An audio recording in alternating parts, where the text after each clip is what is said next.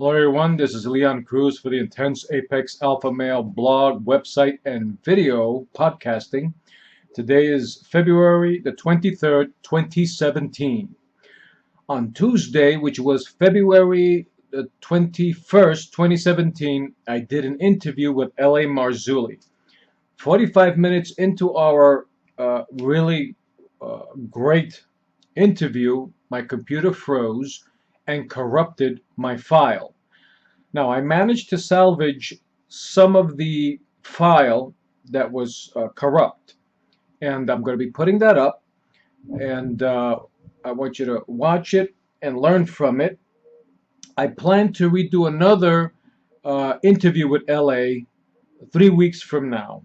That's about the time his new video from the Watchers series will be out. So stay tuned for that one. And also, please remember to subscribe because I'll be putting out more content like this if you enjoy it, along with some of my other channel as well. And also, please remember to visit my website. And I hope you enjoy this interview I managed to put together. Thanks a lot, and God bless you. My lovely wife was there also, and we had a real, very, very interesting lunch, and I'll get into that in a little bit. But you know what? I just got to play the Trump interview, the press conference that he did today. Absolutely incredible, in my opinion. Here's the deal, folks, and you got to understand something. The media, no matter what Trump does, no matter what he does, they will paint a dreadful picture. And you know what? Those of us who are supporting Trump, there's a clown. I actually endorsed this guy's book, and I won't mention his name. I'm not going to give him a platform. But he writes a slam thing against me because I endorsed Donald Trump. You know, it's like, hello, why? Why are you doing this to me? He's a brother in Christ, supposedly, but he writes a nasty little hit piece on yours truly. And you know what? Can't stand the heat, get out of the kitchen. I'm a big boy. I'm used to stuff like this. But it's still, I endorsed this guy's book. And because I voted for Trump and because I talk about Trump, somehow I'm the bad guy now. Hello? This kind of mindset, which might be an oxymoron, is what we're faced with the mainstream media. This guy can't get a fair shake. He can't. I mean, I've never seen anything remotely like this unless I go back to the Nixon years. And, you know, Trump's not Nixon, for crying out loud. We have an executive in the White House. That's what we have. And we have not had a real executive in the White House for who knows how long. It's been decades, and Reagan was not really an executive. Reagan was an actor. And then, you know, he parlayed that, governor of California. He learned how to be an executive. So when he got to the White House, he had some executive prowess, executive acumen. I get that. But Trump is an executive, and he's used to boards and working with people and doing things. And it's like, you know, if you listen to the lie long enough, he's a racist. He's part of, you know, we're part, those of you who listen, I'm part of the basket of deplorables. Hillary Clinton. Half of Trump supporters can be described as baskets of deplorables, you know, homophobic, Islamophobic, xenophobic, racist, sexist. It's like that statement cost her the election, in my opinion. That statement isolated millions and millions and millions of Americans just like me who listened to that statement and said, I'm sorry, Hillary, but you are absolutely out of your mind. And even, you know, it's just, Bill just went, whoa. You can't say stuff like that. But that's who she is, and that's what she thinks about us, about those of us who want to build a wall because we're tired of the drugs coming into the country. We're tired of innocent people like Kate Steinle being murdered by an offender who was deported numerous times and came back and killed her anyway. We're tired of the violence in Chicago. We're tired, and that's basically on two things. And what fuels the drug violence in Chicago is the drug problem. I'm sorry, let me back up. What fuels the violence in Chicago is the drug problem. That's what fuels it. It's all about the drug lords. Where does it come in from? Don't build that border because you're xenophobic if you build the border. You know what? Congress needs to go down to Nogales for the weekend, okay? Down to Nogales for the weekend and no security. And all you gun lovers out there, you know, in Congress, well, we have to pass more stringent bills, LA, because too many people are dying at the hands of these automatic weapons. Okay, great, fine. So you can go down with your security detail to Nogales, okay, but they can't have any automatic weapons. How does that sound? Hmm? I wonder how many in Congress even know where Nogales is and would even want to go down there. And then they can hear the gunshots and they can see the absolute chaos in the streets and everything else. I've never been there, but I have friends, Tony Kale for one, who tells me about the chaos on the border. Now, it's not like that every night. I get that. And maybe it's getting better because Trump's actually in there and he's actually told the Border Patrol, start doing your job. What about secure borders? Don't we get and understand? Saudi Arabia is building a wall to keep out the Iranians and keep out the Houthis from Yemen coming up into the wonderful kingdom of Saudi Arabia. So that's the deal. Somehow the Saudis can build the wall. Totally cool. Totally jiggy. Everybody's fine with it. Trump wants to build a wall. Oh my God, he's a racist. He's xenophobic. I mean, really?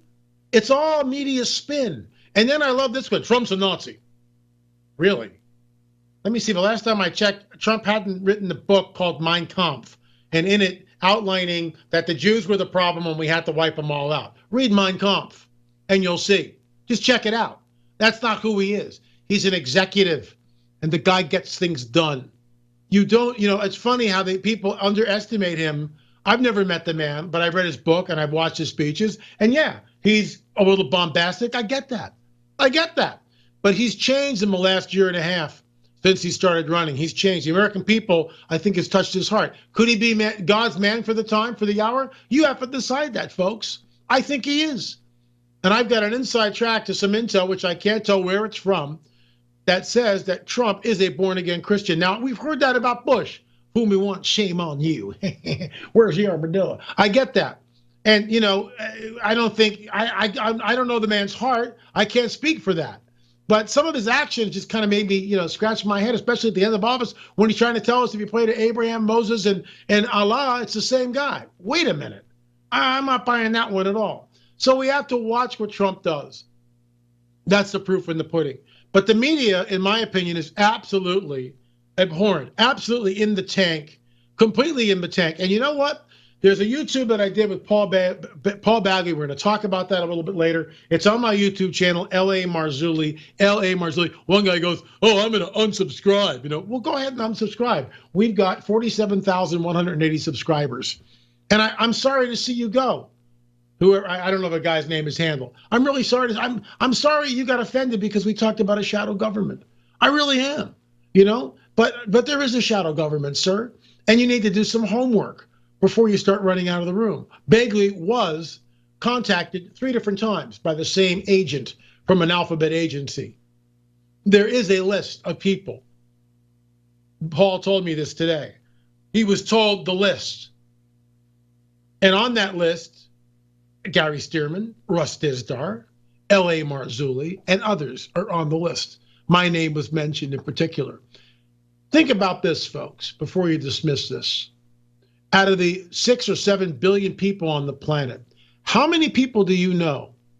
How many people do you know that are waving their hands and talking about the return of Jesus, the Messiah, Jesus, the Anointed One? How many people do you know look at the biblical prophetic narrative and comment on that and discuss it? How many people do you know talk about supernatural events that are happening on the planet as I speak and correlate them to the political environment? Because the current political landscape is in direct correlation to those supernatural events that happened in some cases millennia ago. We're a Christian nation. Why do we have the laws that we have and not Sharia? Because our mindset, our worldview was founded on Christian principles. Now, you can debate that all you want, but that's where it's from. That's where it's from. Why does Iran have the type of government they have? Because they're basing their law on Sharia, on the Quran, a supernatural event that allegedly Muhammad received this revelation from Gabriel. You can believe that or not believe that. As a Christian, we believe that Jesus was God, was the Messiah, end of story. So there's a disparity. There's a disparity, a vast difference, as they say, between what we have in the West and the freedoms that we enjoy and Sharia. There's a vast difference. And the women who march, isn't it amazing? All they care about is we want to kill as many babies as we can. It's my right to choose and I want to kill them. Do some research, you snowflakes out there who probably have no idea who Margaret Sanger really is. Do some research into Planned Parenthood. I dare you to find out what Planned Parenthood was started as. It was started in the early part of the 20th century, eugenics, to keep down the black population of the United States and other undesirable people in the United States. That's what it was started to do. Oh, we won't talk about that. Oh, that's unbelievable. Look up Margaret Sanger. Look up the history of Planned Parenthood. Read what she wrote. Read what her worldview is. Are you aware that the most dangerous place for an African-American baby is in his mother's womb, his or her mother's womb? Because more black women get abortions. They're at the top of a list. Top of a list. So if you're an African-American woman and you're pregnant, I don't know what the odds are, but I think it's like 2-to-1 or whatever that you're going to 50-50, let's say. I'm not sure what the odds are, but it's up there that you will abort your baby. Margaret Sanger, look it up, snowflakes, look it up. So we get all this nonsense from the media about Trump. We hear that he's that we're xenophobic, that those of us who support him because we want to build a wall, and I just talked about that, or that we're Islamophobic because we're going, wait a minute, maybe we should just stop for a second before we start bringing in all these refugees from countries that Obama said basically had no government, there was no rule of law. I mean, do you want to go spend a vacation in Syria? How about Yemen? Let's go to Lebanon for the weekend. What do you say? I mean, you get what I'm saying here? These are very unstable countries. We have no idea who's getting on the plane. Passports can be faked. IDs can be faked. And what's wrong with vetting? What's wrong with doing this? What's wrong with you people? Oh, that's Islamophobic. Excuse me. It's funny. Let me just tell you a story. I'm in the state of California. The people of California have always been good partners. But, Arnold's no longer the governor. And we've got Jerry Brown. And this is a very liberal state here. And if I stood up I live in Malibu, I live in the Santa Monica Mountains, deep in the heart of the Santa Monica Mountains, but I'm up here in the Santa Monica Mountains. I've been up here since 1978.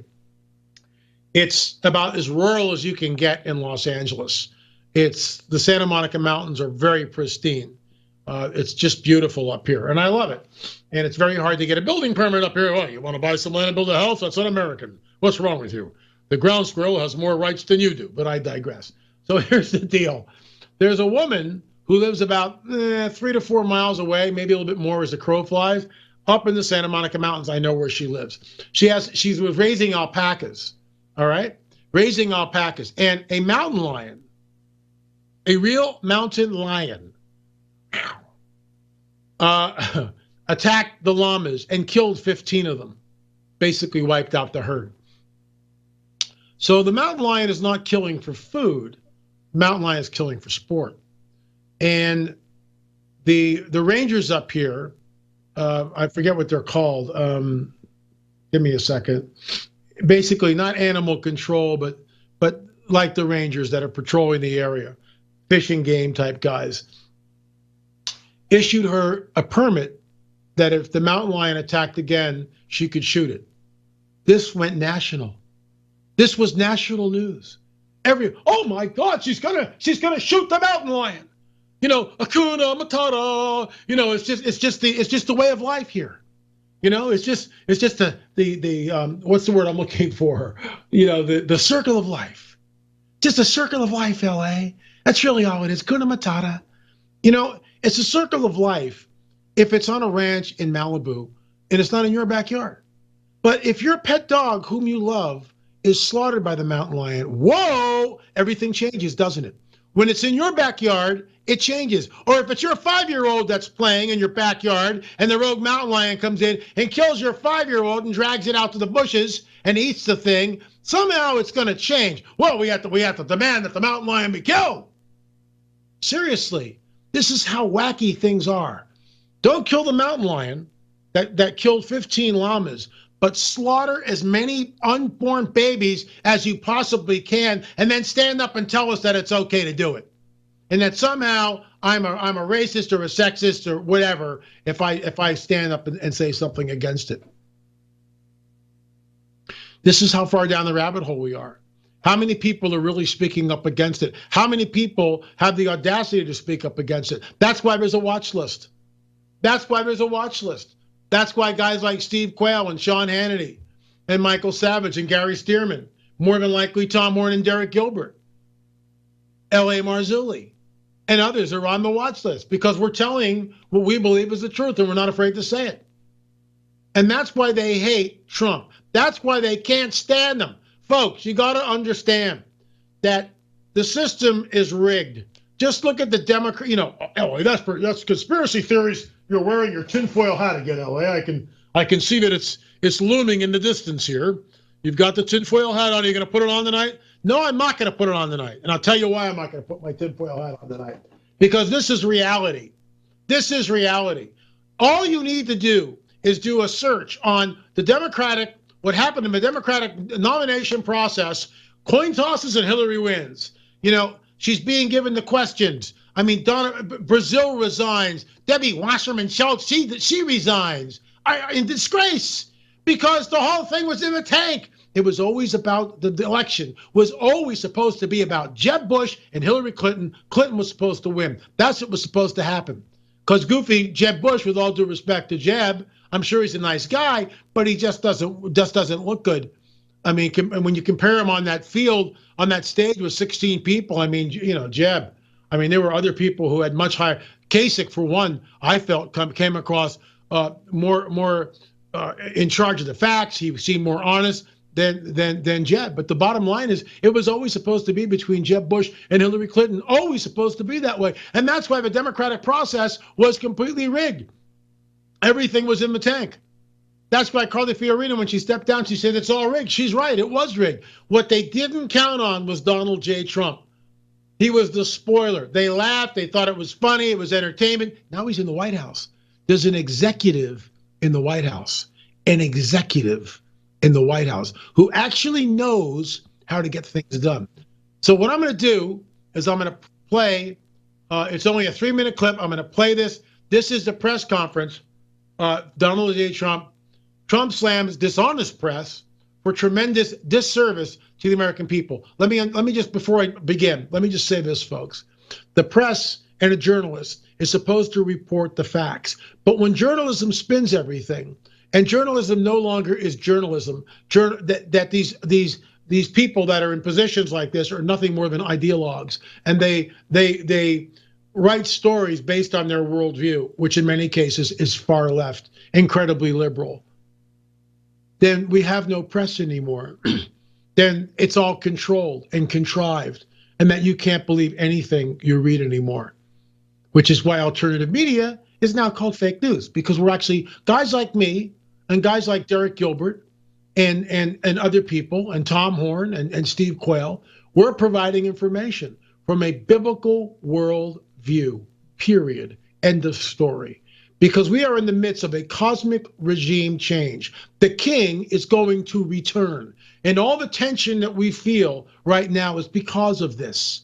That's why the king, Jesus, Yeshua, is about to return. I'm not a date setter. I don't know when. Surely we are in the window of his coming. Let's listen to this, folks, and I'll comment as we go. So Trump is addressing the press. Here's the press conference. Yourselves will do some questions, unless you have no questions. That's always a possibility. I'm here today to update the American people on the incredible progress that has been made in the last 4 weeks since my inauguration. Stop right there. Here's what he's doing, and I love this. He's taking it to the people. Yeah, it's a press conference, but he's going to state his case to the American people because the press isn't doing their job. So now Trump is telling us what he's done. Watch. Made incredible progress. I don't think there's ever been a president elected who in this short period of time has done what we've done. A new Rasmussen poll, in fact, because the people get it, and much of the media doesn't get it. They actually get it that way, but a new Rasmussen poll just came out just a very short while ago, and it has our approval rating at 55%. And going up. The stock market has hit record numbers, as you know, and there has been a tremendous surge of optimism in the business world, which is. Let me stop right there. Tremendous surge. Why? Because look, I have a small business, Spiral of Life Publishing. Okay, and you know what? I'm 2016, which we just ended. I'm going to pay 50%, upwards of 50% of my income, just handing it right over to the feds in the state. How can you possibly run a business? We are nothing more than indentured servants, and I'll get to that in a little bit. So let's continue. To me means something much different than it used to. It used to mean, oh, that's good. Now it means that's good for jobs. Very different. Plants and factories are already starting to move back into the United States, and Big League, Ford, General Motors, so many of them. I'm making this presentation directly to the American people with the media present, which is an honor to have you this morning, because many of our nation's reporters and folks will not tell you the truth and will not treat the wonderful people of our country with the respect that they deserve. And I hope going forward we can be a little bit different and maybe get along a little bit better if that's possible. Maybe it's not, and that's okay too. Unfortunately, much of the media in Washington, D.C., along with New York, Los Angeles in particular, speaks not for the people, but for the special interests and for those profiting off a very, very obviously broken system. The press has become so dishonest that if we don't talk about it, we are doing a tremendous disservice to the American people. Tremendous disservice. We have to talk about it to find out what's going on, because the press honestly is out of control. The level of dishonesty is out of control. I ran for president to represent the citizens of our country. I am here to change the broken system so it serves their families and their communities well. I am talking and really talking on this very entrenched chair, and what we're doing is we're talking about the power structure. We're talking about its entrenchment. As a result, the media is going through what they have to go through to oftentimes distort, not all the time, and some of the media is fantastic, I have to say. They're honest and fantastic, but much of it is not. The distortion, and we'll talk about it, you'll be able to ask me questions about it. But we're not going to let it happen, because I'm here again to take my message straight to the. And that's basically it. What problems across government and across the economy. And what's amazing about this, folks? Get informed on today's top stories. I'm Amanda, and here's a quick. Thank you, Amanda. So what we have here is an executive who realizes that no matter what he does, what he says, the press is never going to give him a fair shake. He knows that. He understands that. And so he's bringing his message to the people. And he's outlining what he's done in 4 weeks in office. What's interesting, and I want to get into this. This is some of my talking points here. Let me put this up. The federal government collected $1 trillion. I mean, can you get your head around that, folks? I know I can't. I mean, what's $1 million of anything, huh? I mean, $1 million seems like that's a lot, right? $1 million, 1 million pennies. What's 1 million pennies look like, right? I mean, you know, what are 1 million marbles, right? 1 million, just 1 million. Can you get your head? Let me do it this way, okay? If I say 1 marble, you got that. We all got 1 marble, okay? Hopefully we got more than 1 marble up here. So if I say 10 marbles, okay, I got that, 10 marbles. 100 marbles? Yeah, okay. I mean, you know, it might be 90, it might be 110, but visually, I got 100 marbles. What if I go to 1,000? That's where, for me, it's just like, ugh, that's where it goes off the rails. I can't picture 1,000. So when you go to 10,000, it's even more meaningless. If you go to 100,000, clueless. If you go to 1 million marbles, that would be, well, I don't know what is that? If I go to 1 trillion marbles, get where I'm going with this? So the federal government collected $1 trillion in taxes, but it overspent by $156 billion. It overspent by $156 billion. This is what's got to stop. This is with a Republican Senate and a Republican House. Why? Because these guys, there's only one reason what's going on here, folks. They don't want anything to change. This is why we need term limits to drain the swamp. You have 8 years, 8 and 12. That's what, and then you're out. Then you're gone. Then see you 2 terms. That's it. Just like the president. 2 terms, boom, get out of here. What that does is it keeps career politicians like Nancy Pelosi, who told us with Obamacare we have to pass the bill before we can read the bill. Just saying. You got guys like Harry Reid, which basically, as to the best of my knowledge, created a canard about what was his name? Oh, I can see his face. I can't think. Ran for president with Obama and lost. Romney. Thank you.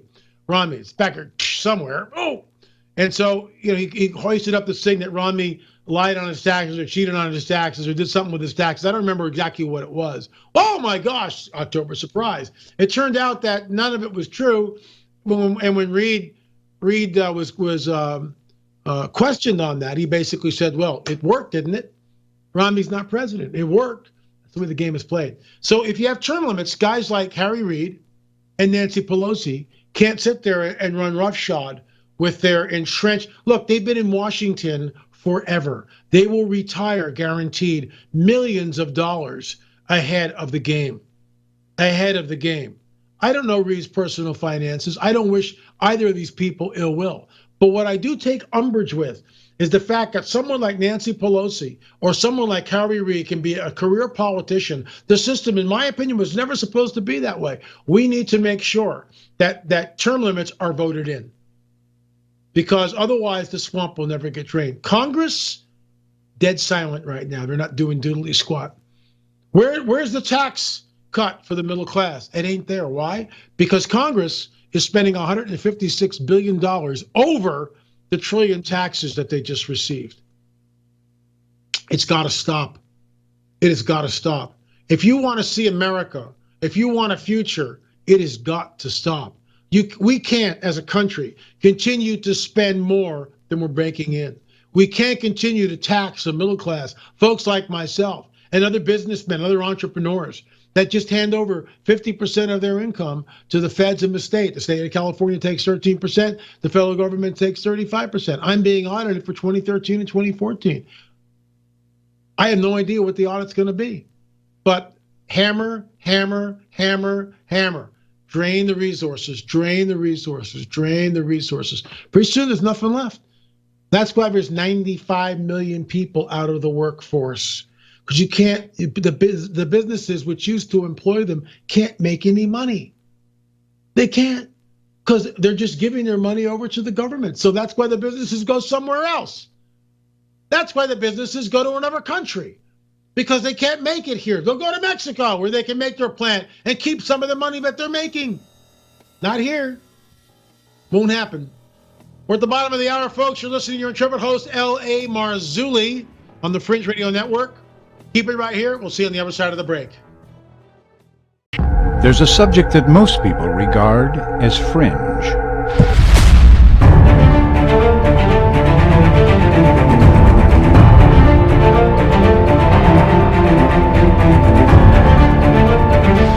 Yet the people in this film have seen something. I've seen a UFO. I've seen a UFO. And I saw a UFO. And I saw a UFO. And I've seen a UFO. A UFO. People from all walks of life have come on the record in their own words, and their testimony is true. Join me as we explore the folks who have had encounters in their own words.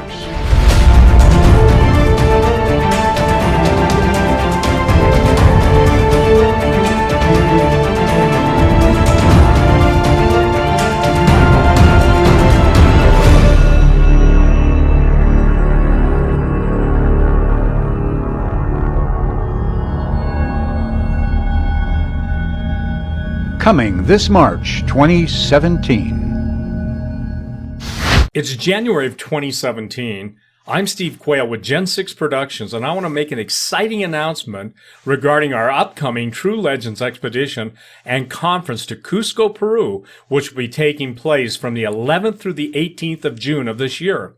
Apart from myself, Timothy Alberino, and Anselm P. Rambla, A Marzulli will now be joining us as one of our guest conference speakers. LA's Watcher series and our True Legends series have been running on parallel paths for the last few years and are finally converging in Cusco, where both of our film teams have documented some of the most astounding information concerning megaliths, hidden underground realms, elongated skulls, giants, and Vatican cover-ups.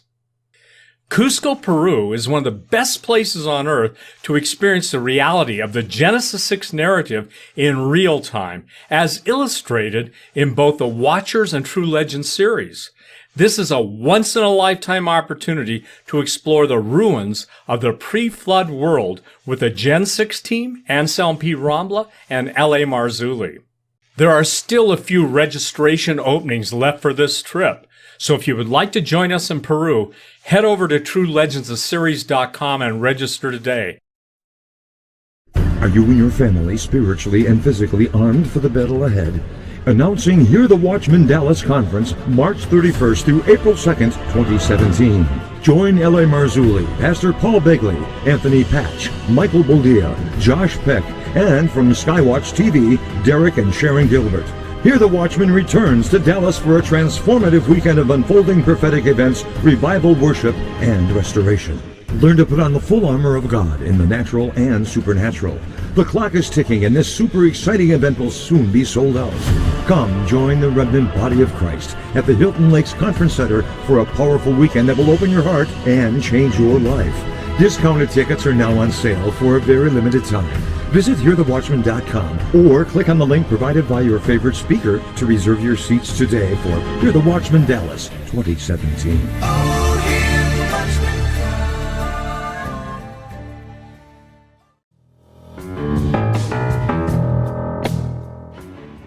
And we're back, ladies and gentlemen.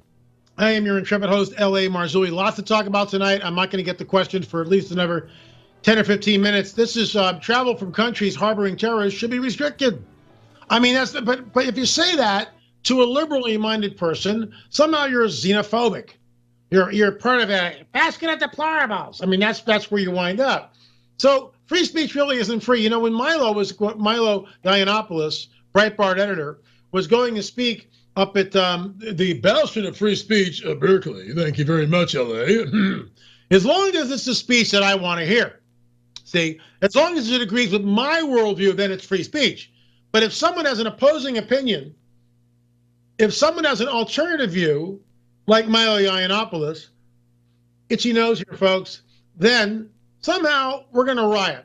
We're going to have guys in black ninja suits with face masks and ski masks and starting fires and throwing firecrackers and, you know, taking sawhorses through the windows and blah, blah. This is called anarchy. It's called anarchy. And you know what? You know what? That's the problem right there. Whoever is doing this, and I believe that they may be paid demonstrators that are doing this, and I have an idea from who, but I won't say. But that's the deal. They're being paid to create and disrupt anarchy. And the snowflakes, the kids that go to our schools, are being indoctrinated. I'll tell you a story. I have a friend whose daughter went to college. She was raised in a Christian home, had Christian values, was conservative. So she goes to school. By the end of the second year, flaming liberal. Flaming liberal. Now she believes in Darwinism, a woman's right to choose, complete reversal of her paradigm and worldview. And you know what? That's okay. I know this man loves his daughter, and rightfully so. What changed and shaped her opinion was the liberal bias throughout the university system, where Darwinism is sacrosanct, conservative values are pushed down, there is no God of the Bible, it's anything goes, there are no moral absolutes. So if you're taught this, then there you go. And if you're, you're 19 years old, let's say, and you're sitting in class and the professor's 35 years old, you're no match for them intellectually for the most part. You're not. And you're you're in a subservient position. You're the student. And if you go up against the professor, you can fail your course. And I've heard story after story of that happening. So that's what we're up against. So the fact that the idea of travel from countries harboring terrorists should be restricted, duh. I mean, doesn't that make sense to you? I mean, seriously? Seriously. But then you got these guys like Michael Moore who stand up and go, Trump should be impeached and Hillary should be president. Well, Michael, you know, that's why the Electoral College is there, because the founding fathers in all their wisdom knew that the big cities could carry an election, and that's not what they were going to do. So the states, but county by county by county, that's how it, and that's why when you look at it, it's red states everywhere, Michael, because middle America, the guy, that's right, Michael, the guy on that farm with his tractor chewing a little tobacco out there, he's planting some food, which you're probably going to eat eventually. And it's not GM food either, Michael. So the little guy out there has got to have a voice. Otherwise, the system is rigged. That's why Trump won in the Electoral College. That's why our system works. The popular vote doesn't mean anything.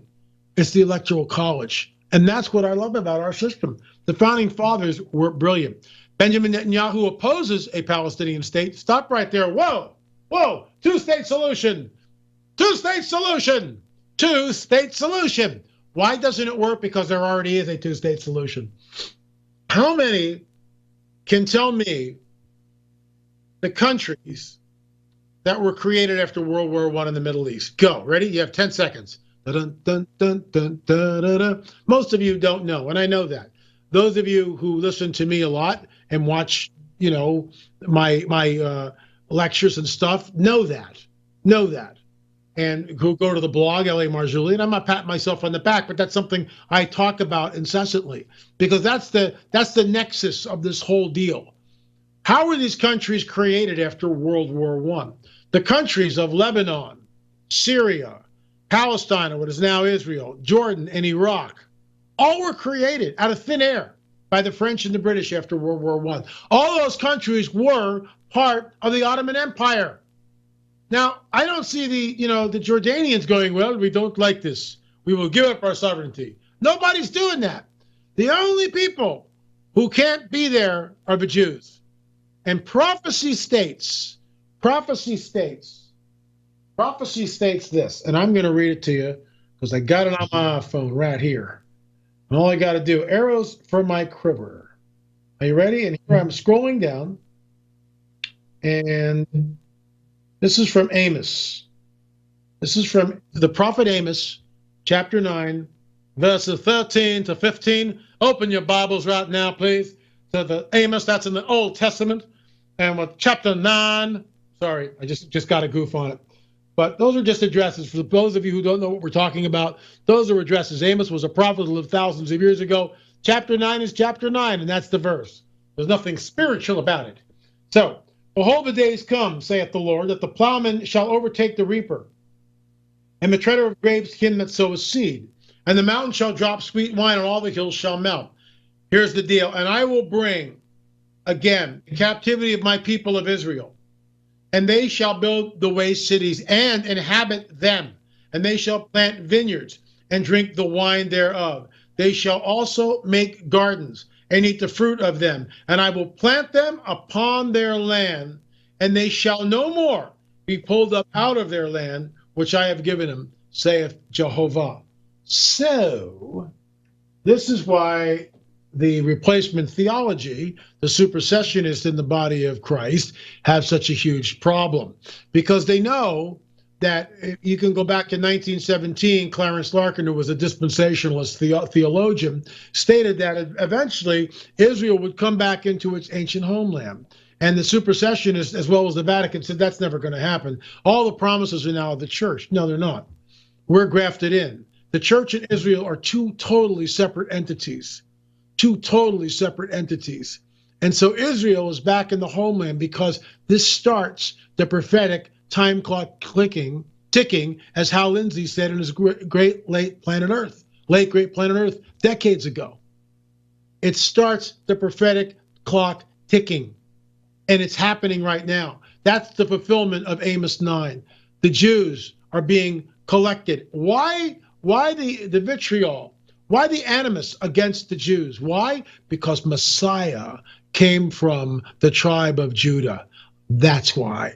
And when Jesus was crucified on that cross almost 2,000 years ago, and his blood was shed as a remission for sins, yours and mine, everyone's, who had ever lived before and after. That's it. Time starts from there. Read Gary Stearman's book, Time Travelers of the Bible. It's the centerpiece of the entire universe.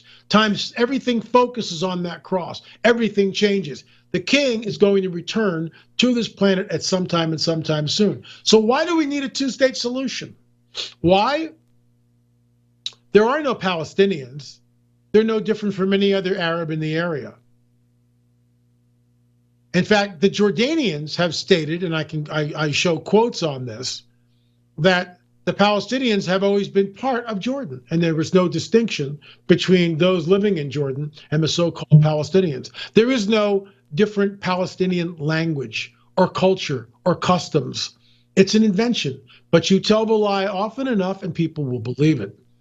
The two-state solution, when Israel declared her independence, immediately she was attacked by her Arab neighbors. In the 1967 war, Israel, and I'll never forget this, I went down and picked up the paper, and there it was on the front page. For the first time in thousands of years, Israel actually were on the Temple Mount, the remains of what the Temple Mount. So the idea that what is West Bank is not the West Bank, it's actually Judea and Samaria. It's ancient biblical names. That was all part of the original land grant, and actually most of Jordan was part of the original land grant under the biblical prophetic narrative. However, this area was carved up by the British and French, as I said earlier, in World War I. Carved up in World War I. And these countries were just created out of thin air, completely created out of thin air. And so the two-state solution is somehow we have to give the Palestinians their homeland, but the Palestinians already have their homeland, and that is Jordan. Oh, but okay, we'll do land for peace. That sounds good. Oslo Accords. So we'll give back the Gaza Strip to the Palestinians. Now we've got the terrorist group Hamas there, who lob rockets over and mortar and kidnap and do all sorts of crazy things. Land for peace? No. In fact, Hamas's charter states not one grain of sand to the Israelis. Not one grain of sand to the Israelis. That's what we're looking at. The vitriol grows deep. For Netanyahu to give back the West Bank is national suicide, and he never will. Jerusalem is the capital of Israel. And what's amazing is that Netanyahu and Trump understand that you can't have a Palestinian state. It's not going to happen. This is a huge difference between the Obama administration, which was desperately trying to create a two-state solution. And look, folks, let me just put it to you real straight. The Arabs, the Arab world, those in charge, hate Israel. The Iranians, which are the Shia branch of Islam, hate Israel. They want to wipe Israel off the map. Make no mistake about that. The surrounding countries, ISIS, hates Israel. That's what the Israelis are up against. So, you know, what can I tell you? The two-state solution is dead in the water. It should never be. It won't work, because the moment the Israelis give the West Bank back to the Arabs, or, you know, the Jordanians, or whose is it really, right? Whose land is it really? And this is where it gets all really foggy, because the Brits and the French carved up the area. And originally, during the Balfour Declaration, all that was supposed to be given to Israel, and they just kept reducing it. So, Jordan's okay. You know, the people in Iraq, yeah, we got our state here. Syria, right? The whole place is a quagmire, is entrenched in endless war. And you know what? The CIA, I believe, have parts of that. So I want to get into this last thing before I leave. The title of the show, and I got really long-winded. It happens sometimes. I'm real passionate about what I discuss on this show and at lectures. By the way, I will be at the Hear the Watchman conference in Dallas. Go to my blog and scroll down, lamarzulli.wordpress.com, and you can see all the speaking engagements. My dance card's getting filled up, and I love it that way. Also, we will be down in Peru on that tour, and I know we've got some seats left, but If you're interested, you better sign up soon because the window is definitely getting narrow. Look, I was down in Dallas recently, a couple of months back, and actually in January, early. So I guess it's a couple of months back now, isn't it? But I was down in Dallas again. I've been there like 3 or 4 times at the kill site where JFK was gunned down. And what's amazing about that, folks, is when you go there, it hasn't changed. They've kept it the same way it was in 1963 when JFK's head was blown off from the front, not from the back, in my opinion. That whole scenario, that whole tragic incident, I believe, was covered up. Kennedy, and you got to understand this, Kennedy, like Trump, was going to abolish the CIA in 1,000 pieces. He was going to dismantle the IRS and the Federal Reserve. He was going to bring our boys home from Vietnam. Can't do that. That basically flies in the face of the Washington establishment, the Washington elite. When you're in Dallas and you go to the grassy knoll and you go to where the headshot, I believe, was fired from, and you stand behind the picket fence, you are less than 60 feet away from the headshot. And the head goes back and to the left. And by the way, there was a ridiculous documentary that showed that it couldn't have come to the grassy knoll because they had Jackie's head right next to the president. So if they had been fired from the grassy knoll, where they had her in the limo, she would have been killed by the same bullet. But that's not where she was. She's in front of him, and she's looking like this when the headshot comes. She's not next to him. She's in front of him. That's where she is, and that's why the headshot was taken, and the rest is history. Some people believe that we've not had a real government by the people and for the people and of the people since 1963, that there has been a shadow government. All I know is that Paul Begley was contacted 3 different times by the same agent. And the reason why he was contacted, they wanted to know, where's he getting his intel from? And Begley said, I'm getting my intel from the biblical prophetic narrative and the spirit of a living God. That's it. And, you know, I'm very vociferous. I speak out against radical Islam, but other people do too, like Sean Hannity, who's also on the list, by the way. There's control. And the end game is to set up a one world and a religious system and a one world government. That's always been the end game. And so Sir Isaac Newton, I believe, had a very prophetic statement. And he said this: about the time of the end, a body of men, about the time of the end, a body of men will be raised up who will believe in the literal interpretation of the prophecies amidst much clamor and opposition. How many people do you know that have the tenacity that Paul Begley does, or Russ Dizdar does, or the knowledge and wisdom of Gary Stearman, or the on-fire moments that Tom Horn has, or the stellar research that Steve Quayle engages in? How many people do you know, folks, whose worldview is a biblical one and constantly puts that out in books, in DVDs, in speaking engagements? That's what we do. But it's out of the 7 billion people on the planet, less than 100 maybe. And I'm not talking about pastors. There's a lot of great pastors out there, but they don't have a national audience, as it were. They don't. And many of them are afraid to talk about end time prophecies. They don't want to scare their congregation. Other pastors, and those are the pastors that usually invite me, are bold, and they'll talk about it to their people. They're trying to warn the people what's coming on the stage. Is there a shadow government? I think there is. I really do. Let me ask you something, folks. When Obama was running for office in 2008, do you remember his campaign pledge? We're going to bring our boys home from Afghanistan. Well, it was 8 years, and we didn't bring anybody home from Afghanistan. We closed the Iraq thing down, which created an absolute quagmire, which then created ISIS, which was actually a Jordanian-trained CIA people who went rogue. Wonder where they get those new Toyotas from. Ever wonder that? Driving around with all this equipment, all this guns. It's just like, hello? And they were created to topple Bashar al-Assad in Syria, in my opinion. In my opinion. And of course, they went rogue. They said, screw the Americans, we'll start our own caliphate. The rest is history. The Russians are propped up Bashar al-Assad. He's still in power. Russia has a warm port. Russia is in Crimea, and Obama just let them do that. So, we're not out of the woods yet, folks. It's a very tumultuous, bumpy ride ahead. But the fact is this, that the Afghan war was going on for 16 years.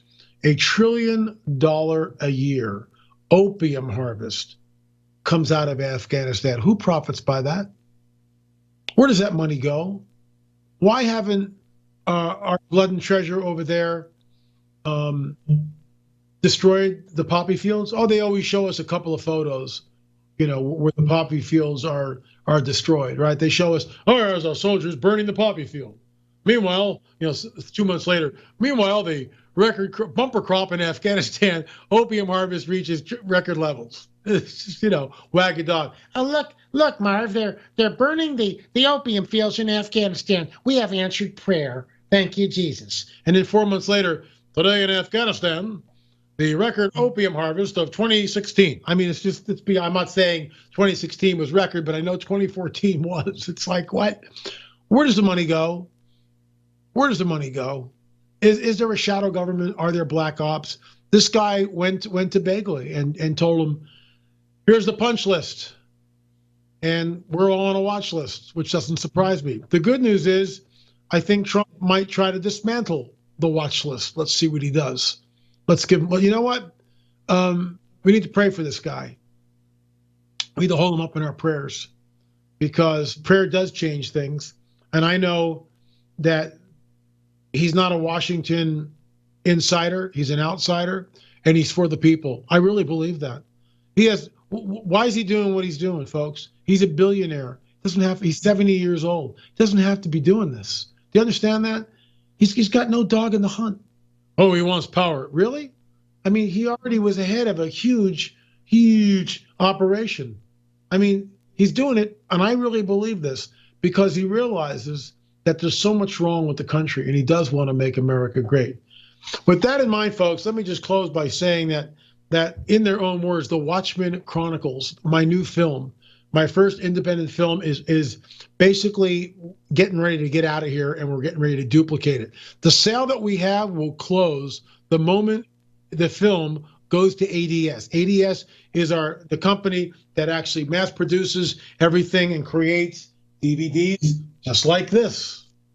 So once it goes to our contact over there, Mary Pat Avery, the sale will be off. Right now, for $24.95, you get 2 DVDs in separate boxes. One for you, one to give to a loved one, someone that's skeptical, your pastor. We are trying to get the word out. The book, Further Evidence, and I'm going to talk about that next week, because this sale's not going to last forever. And we only have a certain amount of further evidence. We have 1,200 of them, and we're getting close to the end of the pre-sale. We won't be able to fulfill the orders. So it's first come, first serve. Once we reach 1,200 and we have no more further evidence books, the sale goes off, and we'll announce that. But it's first come, first serve. We still have several hundred left last time I checked, so we're still okay. But I got to tell you, folks, in their own words, UFOs are real. And I'm gonna give you a heads up on this in the weeks to come. The interviews that we have, startling information, provocative information that shows us, in my opinion, that we are very near disclosure. Paul McGuire comes on the record and discusses disclosure. Gary Stearman talks about this, why we're seeing all this. And you know what he says? Succinctly, he goes, because we're in the end times. Because we're in the end times. And that's exactly where we are. We're in the last days, and all this stuff is on steroids. Folks, go to my website. You can watch the trailer, thewatchmanchronicles.com, thewatchmanchronicles.com. Go there and watch the trailer. There's also a little snippet from this guy that his name was Al, that was in a car, and this orb comes up next to the car. Watch what he says as the orb travels with them for 10 to 15 seconds, and the thing's about 5 to 6 feet high, bright orange, lighting up the sky. He's still driving. They don't stop, and no one says a word. Nobody says a word. I'm going to be talking about what happens when these encounters take place at the Hear the Watchman conference. All my topic at the Hear the Watchman conference will be from a new film, in their own words, The Watchman Chronicles. Anyway, folks, I'm going to sign off here. Thanks so much for listening to Acceleration Radio on the Fringe, the new Fringe Radio Network. Great to be here. Hats off to my producer, Brandon. Thanks so much. My lovely wife, Peggy, who keeps everything greased and going here. And folks, go to lamarzulli.net. Go to the YouTube channel, LA Marzulli. Watch the shadow government. I just put this up about an hour and a half ago, and we are already up to, I'll tell you in a second, we're over 1,000 hits already, 1,000 downloads. In fact, we're at 1,511 views in less than an hour and a half. So, LA Marzulli, you can watch that interview with Pastor Paul and myself. The shadow government, I think it exists. You check it out. We'll see you here next week, folks. And remember, I'll see you in the air or on the air. Thanks for listening and watching.